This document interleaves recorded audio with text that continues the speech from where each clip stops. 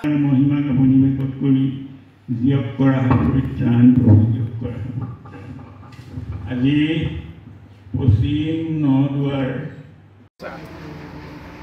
আজি পশ্চিম নদুৱাৰ আঞ্চলিক সত্ৰ মহাসভাৰ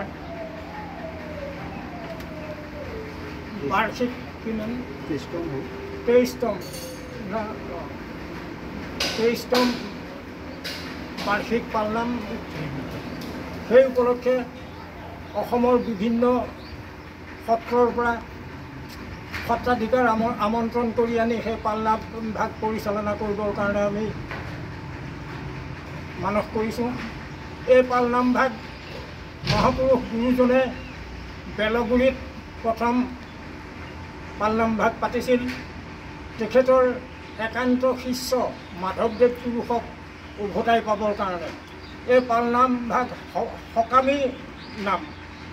গতিকে আমিও নদুৱাৰ পশ্চিম নদুৱাৰ আঞ্চলিকৰ সমূহ সত্ৰ মিলি পেলাই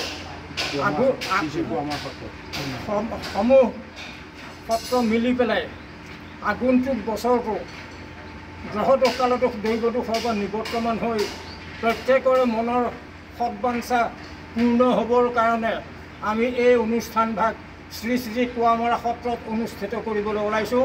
গতিকে আমি ইয়াৰ দ্বাৰা ইয়াকে ক'ব বিচাৰিছোঁ যে আমাৰ দুটা সংহতি আছে, পুৰুষ সংহতি আৰু কাল সংহতি। এবছৰ আমি পুৰুষ সংহতিৰ হিচাপত আমি পালনাম পাতোঁ আৰু দ্বিতীয়বাৰ কাল সংহতিৰ হেৰিয়াত আমি নাম সেৱা পাতোঁ। তেনেকৈয়ে 2003 চনৰ পৰা আমি একেৰাহে এই পালনাম ভাগ অনুষ্ঠিত কৰি আহিছোঁ। 2003 চনত প্ৰথম শ্ৰী শ্ৰী টেঙাবৰীয়া সত্ৰত প্ৰথম পালনাম ভাগ অনুষ্ঠিত কৰা হৈছিল। তেতিয়াৰ পৰা একাদিক্ৰমে আমি এই পালনাম ভাগ পাতি আহিছোঁ।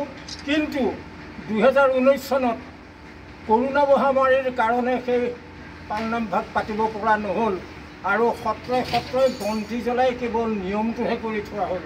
এইখিনিকে কৈ মই সেই পালনাম ভাগৰ জয় জয় শ্ৰীমন্ত শংকৰ গুৰু মোৰ ইষ্ট দেও তোহাৰী চৰণে শৰণে মৰা আৰু আননা শিকিব। জয় জয়তে আমি আজি শ্ৰী শ্ৰী কোৱামৰা সত্ৰত উপস্থিত হৈ শ্ৰী শ্ৰী টেঙাবৰীয়া সত্ৰাধিকাৰ প্ৰভুজনাৰ এই পালনাম সম্পৰ্কীয় কথাখিনি শুনিলোঁ। মহাপুৰুষ শ্ৰীমন্ত শংকৰ গুৰুৱে প্ৰৱৰ্তক এই মহাপালনামৰ আৰু এই পালনাম ভাগ তেখেতে প্ৰথম আৰম্ভ কৰিছিল ভক্তৰ ৰাজৰোষৰ পৰা মুক্তিৰ উদ্দেশ্যে, ভক্তৰ ৰক্ষাৰ হেতু তেখেতে কৰিছিল প্ৰথম বেলগুৰিত।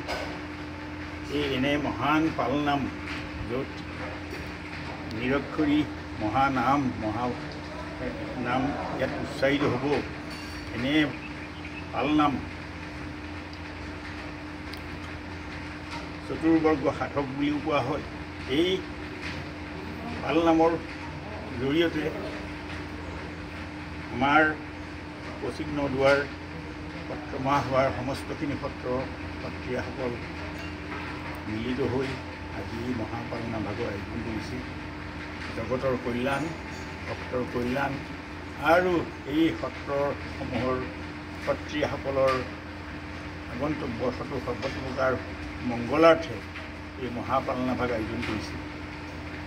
এই মহাপালনাম ভাগ অনুষ্ঠিত কৰাৰ উদ্দেশ্যে আমাকো কলিয়াবৰৰ শ্ৰী শ্ৰী চামগুৰি সত্ৰই আমাক আমন্ত্ৰণ কৰি আনিছে।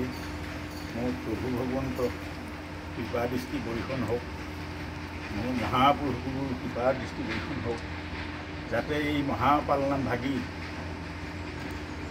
এই স্থানত এই পবিত্ৰ সত্ৰত শুদ্ধভাৱে উৎসাহিত কৰি এই পালনামৰ যি উদ্দেশ্যখিনি যাতে সফল কৰিব পৰা যায়, মহাপুৰুষ গুৰুৰ কৃপা হওক আৰু সমস্তখিনি গুৰু বৈষ্ণৱৰ প্ৰতি কৃপা দৃষ্টি বৰ্ষণ হওক আৰু সৰ্বতোপ্ৰকাৰে এই পালনাম ভাগ সমৃদ্ধি হৈ সকলোৰে মনৰ সৎবাঞ্ছাসমূহ পৰিপূৰ্ণ কৰক আৰু গৃহে গৃহে সমংগল প্ৰকাশ কৰি কৃপা